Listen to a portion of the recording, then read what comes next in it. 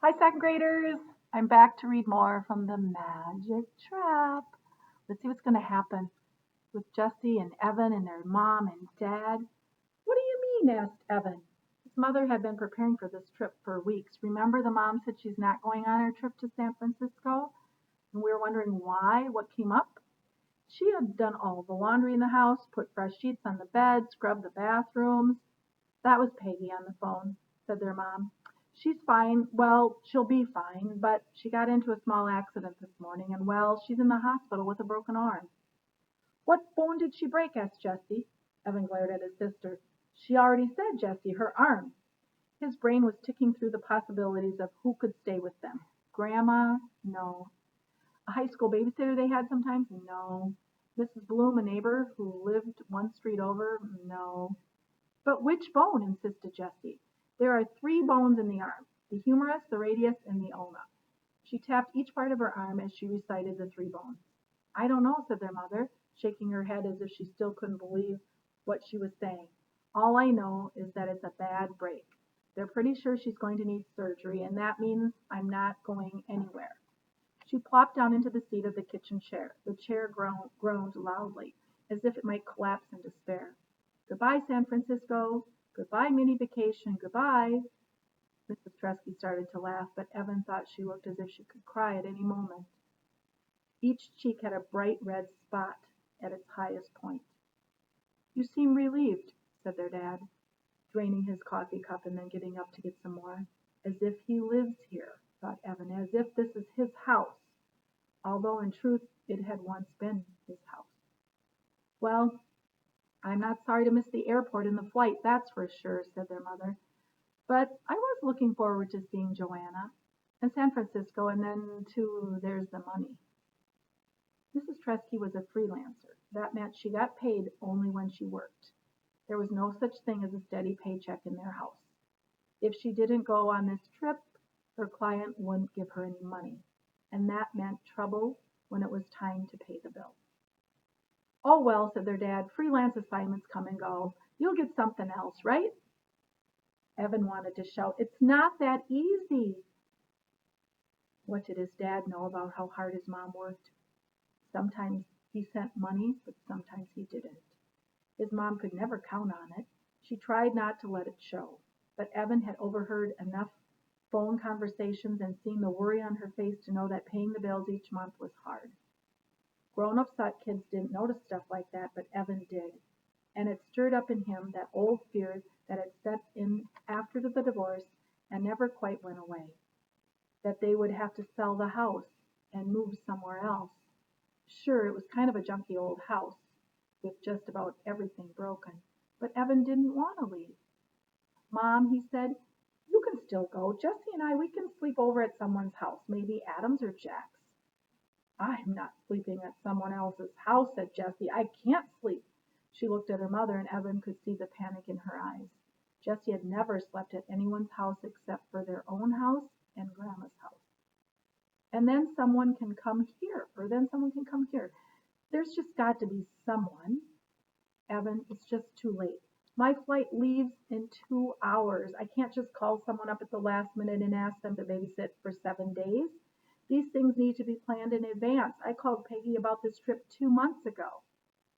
Evan couldn't accept this. There had to be a way to fix it. Mom, you have to go. She smiled and put her hand on his shoulder. He could see that she knew what he meant. It had always been this way, he and his mom.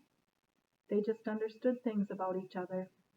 It's charming the way you can't get rid of me, but Dad can stay with us, said Jessie loudly. There was a moment of stunning silence. Evan looked at his father and then back at his mom. Oh, Jessie, said their mom, shaking her head. No, said Evan. It came out louder than he intended. His father turned his head and looked right at him, as if he had been poked in the side with a very sharp stick. Your dad, began Mrs. Tresky, looking for words. Well, actually, Susan, said their father, I could. After all, I am their dad. Evan looked desperately at his mother, but she was staring at his father. Yay! Hooray! Hip, hip, hooray! Shouted Jessie, jumping awkwardly into the air and landing heavily on her feet. This is great. This is like the best. She jumped up again, nearly crashing into the table when she came down. Jessie, stop, said their mother. Dad can't stay with you while I'm gone. She turned to her ex-husband. It's a whole week, Jake. You can't stay a whole week with the kids. Sure I can, he said. It's nothing. 7 days? He crossed his arms over his chest and leaned back in his chair, as if he were at the beach watching a sunset. You never stay for 7 days, Evan said harshly. You never even stay for 2. Well, this time, he looked at Evan, I'm needed. We don't need you, said Evan, the words sliding from his brain onto his tongue before he realized he had said them out loud. Evan, said his mother in her warning voice, it's not a question of, look, Jake, you must have somewhere else you need to go. You always have commitments or your next assignment. I'm between assignments, he said, shrugging. I've got all the time in the world. Well, the thing is, Mrs.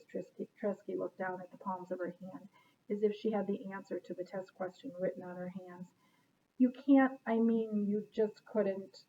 She looked out the sliding glass door to the falling down porch and the overgrown yard beyond, and then she looked back at their dad. If you say you're going to stay, you have to actually stay. You can't change your mind and leave. It's not like they're kids. You have to stay. I know that.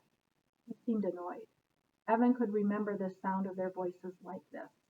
His mother struggling to make her point. His father getting angry. He remembered these arguments. But it's not like they're babies, Susan, You always kind of treat them like they have no common sense, like they can't take care of themselves. In other parts of the world, they're old enough to be herding goats or taking care of a baby or running a household.